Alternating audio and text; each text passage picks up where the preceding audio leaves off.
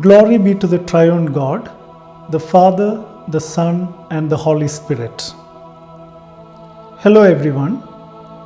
This is Dr. Renish Givargis from Delhi. Greetings of the Passion Week to all of you. For this Holy Saturday, I have chosen for our meditation a passage from the Gospel according to St. John, chapter 19, verses 31 to 42, which narrates the events that immediately follow the death of our Lord and Savior, Jesus Christ. Let us focus on a particular verse from this passage.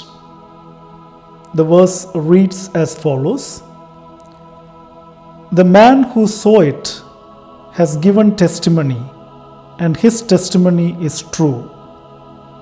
He knows that he tells the truth, and he testifies so that you also may believe." What is this testimony?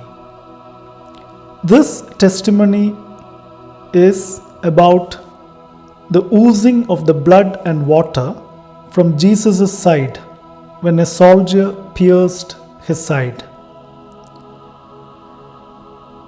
We are aware that spiritual realities are profound. They can be very difficult to understand.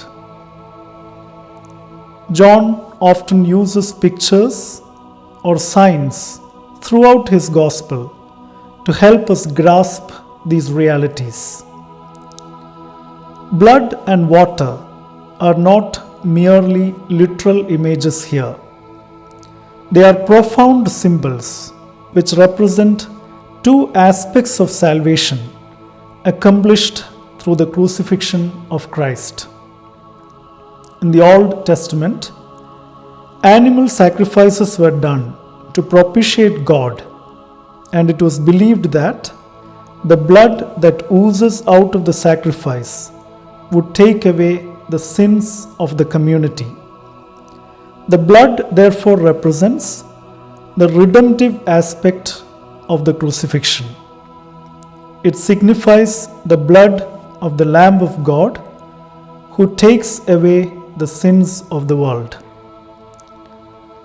Water is an archetypal image which signifies the source of all life. Water in this context therefore signifies the life imparting aspect of the crucifixion of Christ. On this day, when we wait for the resurrection of our Lord, let us pray that the Lamb of God takes us through the redemptive and life imparting dimensions of crucifixion. Let us be prepared to welcome the Savior who has brought us victory over sin and death. I pray that the Lord Almighty bless all of us and our families abundantly.